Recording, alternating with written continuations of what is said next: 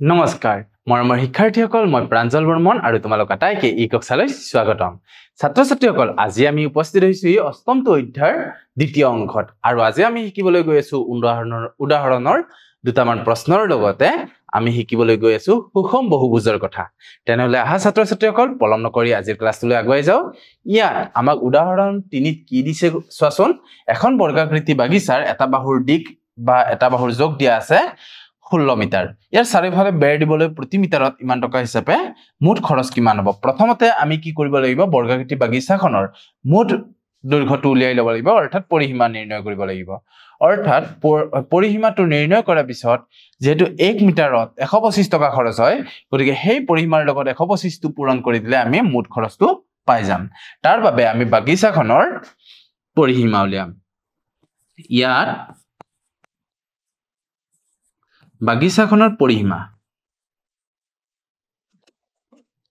বাগিচাখনৰ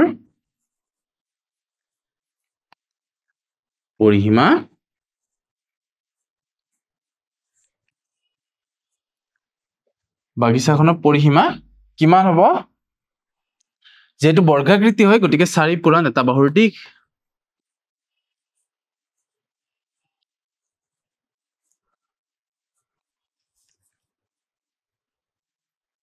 4 পূৰণ এটা বাহুৰ দিক কিমান আছিল 16 মিটাৰ আৰু 16 4 গুণ কিমান হয় 64 মিটাৰ হয় 64 মিটাৰ এতিয়া 1 মিটাৰত খৰচ হয় এতিয়া 1 মিটাৰত খৰচ হয়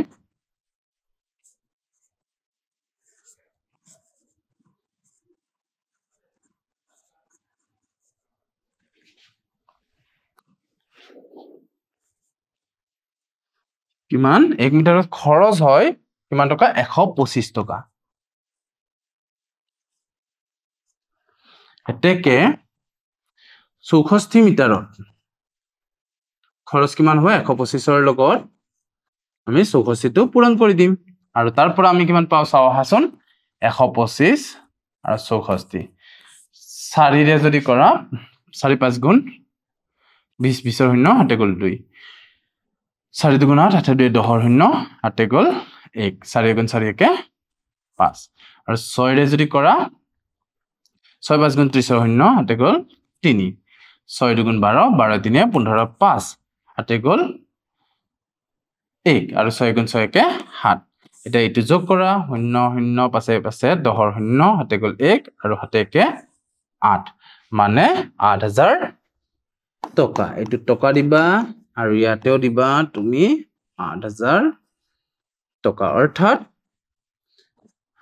মুঠ কিমান টকা খৰচ হয় 8000 টকা খৰচ হয় আহা তাৰ পিছৰ প্ৰশ্নটো লৈ তাৰ পিছৰ প্ৰশ্নটোত কি দিছে চোৱা এবাৰ দিছে 12 সেন্টিমিটাৰ বাহু বিশিষ্ট সমবাহু ত্ৰিভুজ এটাৰ পৰিসীমা তো ত্ৰিভুজটোৰ পৰিসীমা ইয়াত আমি লিখিম ত্ৰিভুজটোৰ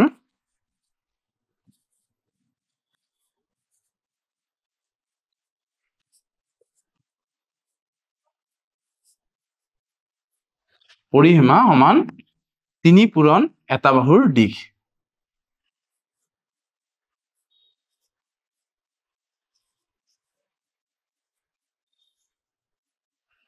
3 পূৰণ এটা বাহুৰ দিক মানে এটা বাহুৰ দিক কিমান আছিল 12 সেন্টিমিটাৰ 12 সেন্টিমিটাৰ 12 3 গুণ 36 সেন্টিমিটাৰ অৰ্থাৎ ত্ৰিভুজটোৰ পৰিসীমা কিমান পালো 36 সেন্টিমিটাৰ পালো আহা এতিয়া তাৰ পিছৰ প্ৰশ্নটো লৈ তাৰ পিছৰ প্ৰশ্নটোত কি দিছে চোৱাচোন এটা বৰ্গৰ পৰিসীমা দিয়া আছে 72 সেন্টিমিটাৰ আৰু বৰ্গটোৰ এটা বাহুৰ দিক গতিকে আমি লিখিম বৰ্গটোৰ এটা বাহুৰ দিক বৰ্গটোৰ এটা বাহুৰ দিক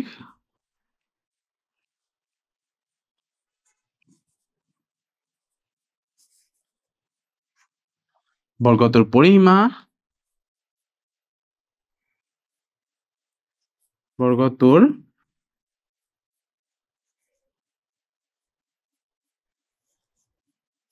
না ডিভাইডেড বাই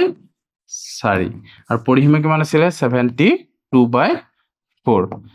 এইটো যদি আমি হৰণ কৰো 4 ৰে 4 গুণ 4 4 ৰে 4 1 গুণ 4 ইপিনে 3 গল 4 8 গুণ 32 মানে 18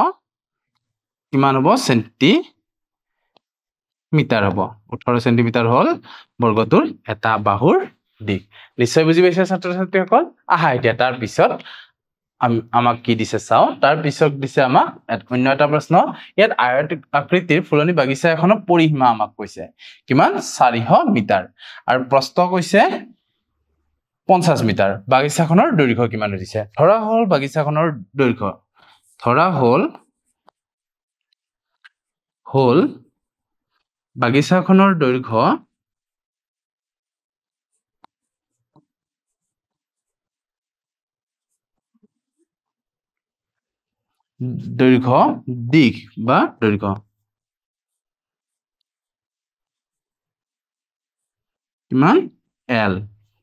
'L' মিটাৰ এতিয়া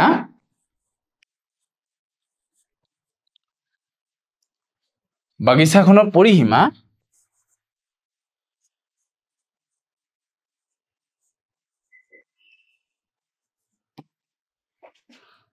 পৰিসীমা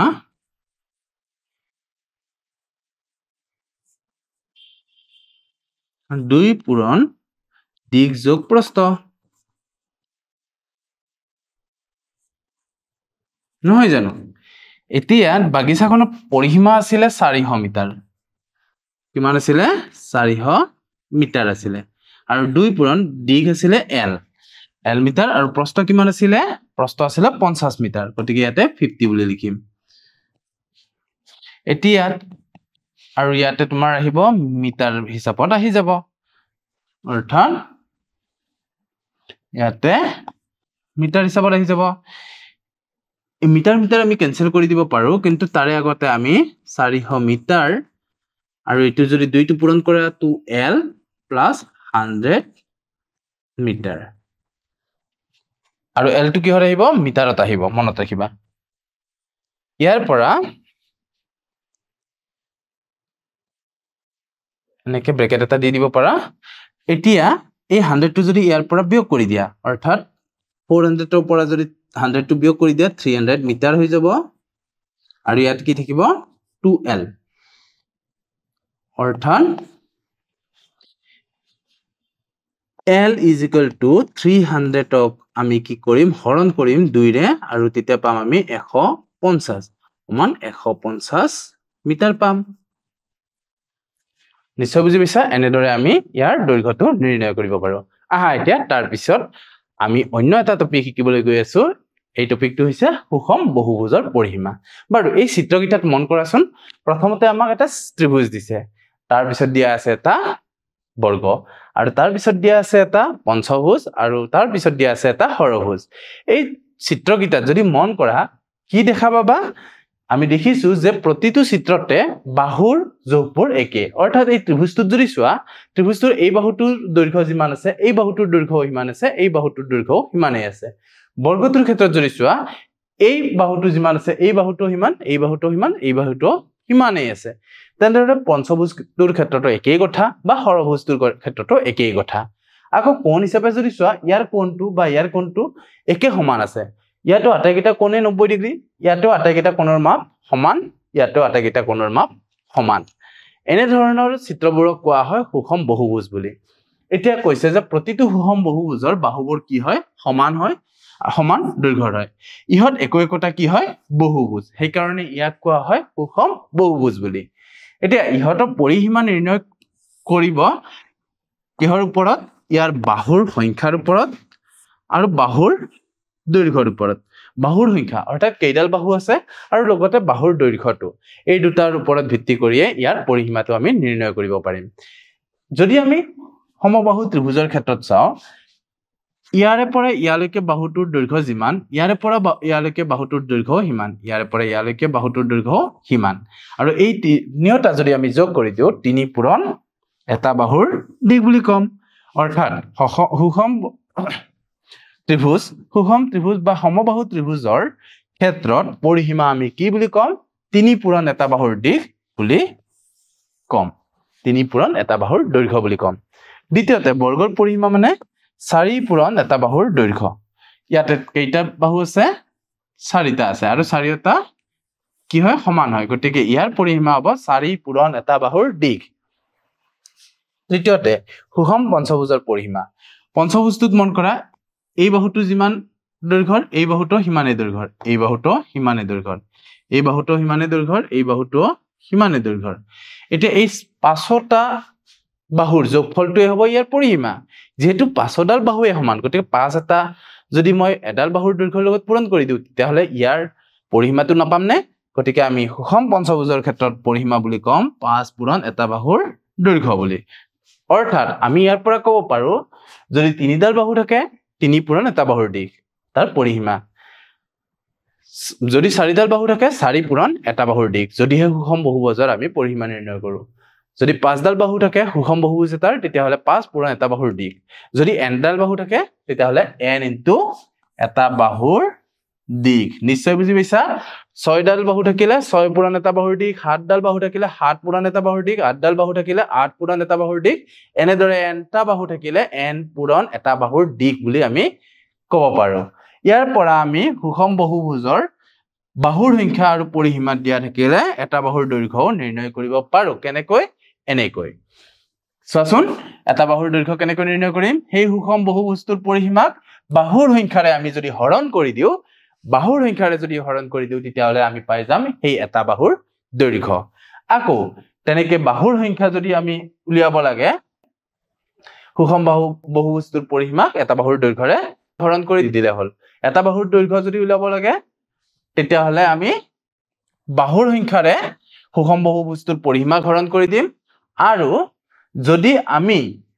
বাহুৰ সংখ্যা উলাব লাগে কিমানডাল বাহু আছে হেতু উলিয়াব লাগে তেতিয়াহ'লে এটা বাহুৰ দৈৰ্ঘ্যৰে সুষম বহুভুজটোৰ পৰিসীমাক হৰণ কৰি দিম দুটা আমি পাম নিশ্চয় বুজি পাইছা কেনেকৈ আমি সুষম বহুভুজৰ ক্ষেত্ৰত কেনেকৈ আমি তাৰ বাহুৰ সংখ্যা উলিয়াম বা বাহুৰ দৈৰ্ঘ্য উলিয়াম নিশ্চয় বুজি পাইছা আহা এতিয়া তাৰ পিছত আমি তাৰ পিছৰ স্লাইডত আমাক কি দিয়া আছে চাও তাৰ পিছত দিছে আমাক অন্য এটা অংক এটা সুষম পঞ্চভুজৰ এটা বাহুৰ যোগ যদি 4.5 সেন্টিমিটাৰ হয় ইয়াৰ পৰিসীমা কিমান হ'ব সুষম পঞ্চভুজ তো পৰিসীমা হ'ব আমি লিখিম পৰিসীমা হ'ব পৰিসীমা বুলি লিখি কিনে কি লিখিম কেইটা বাহু আছে পঞ্চভুজ মানে 5টা বাহু আছে গতিকে 5 পূৰণ এডাল বাহুৰ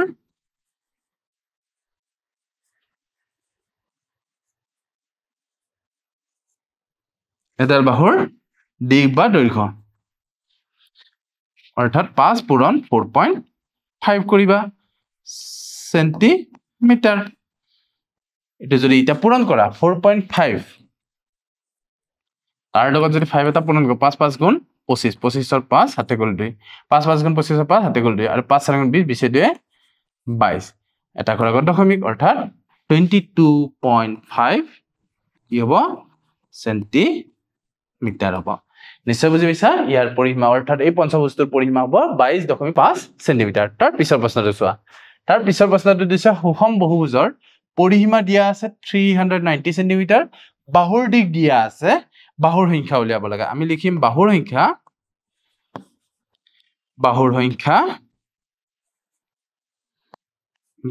সমান পৰিসীমাটোক আমি কি কৰিম হৰণ কৰি দিম পৰিসীমাক হৰণ কৰি দিম কিহেৰে হৰণ কৰি দিম পৰিসীমাটোক বাহুৰ দিশেৰে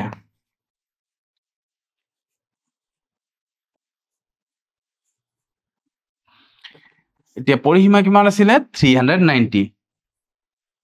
হৰণ কৰিম বাহুৰ দিশ মানে 65 এৰে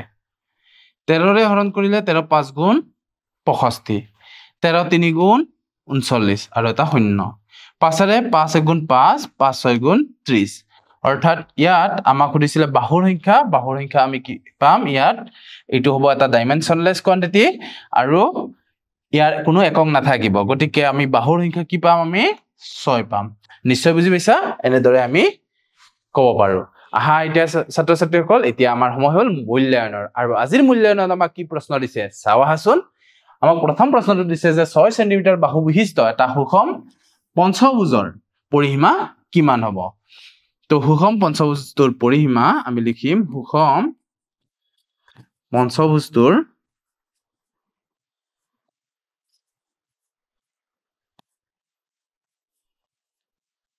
পৰিসীমা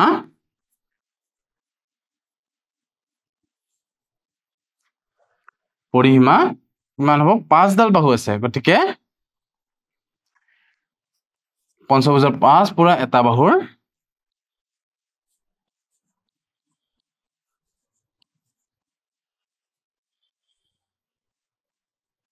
দিশ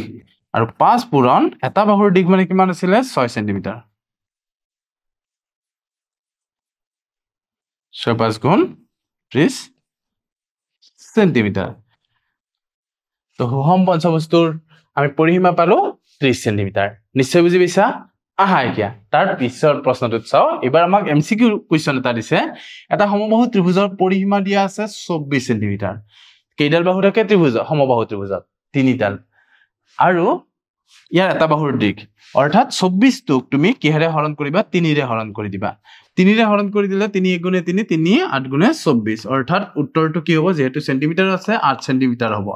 তে ইয়াতে চোৱাচোন যিকিটা অপচন দিয়া আছে আমাৰ তাতে 8 সেন্টিমিটাৰ আছে নে নাই প্ৰথমটো 7 সেন্টিমিটাৰ দিয়া আছে এটোটো হ'ব নোৱাৰে 9 সেন্টিমিটাৰ দিয়া আছে এটো নহয় 10 সেন্টিমিটাৰটো নহয় লাষ্টতটো চোৱা 8 সেন্টিমিটাৰ দিয়া আছে গতিকে ইয়াৰ শুদ্ধ উত্তৰটো কি হ'ব 8 সেন্টিমিটাৰ হ'ব তেনেহলে নিশ্চয় বুজি পাইছা ছাত্ৰ ছাত্ৰীসকল তেনেহলে আজিৰ ভিডিওটি আমি ইমানতে সামৰণি মাৰিছো অহাবাৰ পুনৰ এটি অন্য নতুন ভিডিওৰে পুনৰ লগ হ'ম তেতিয়ালৈ তোমালোক আটায়ে ভালে থাকা কুশলে থাকা ভালদৰে পঢ়া শুনা কৰি থাকা আৰু সদায় মা দেউতা আৰু শিক্ষাগুৰুৰ কথা মানি চলা আজিলৈ ধন্যবাদ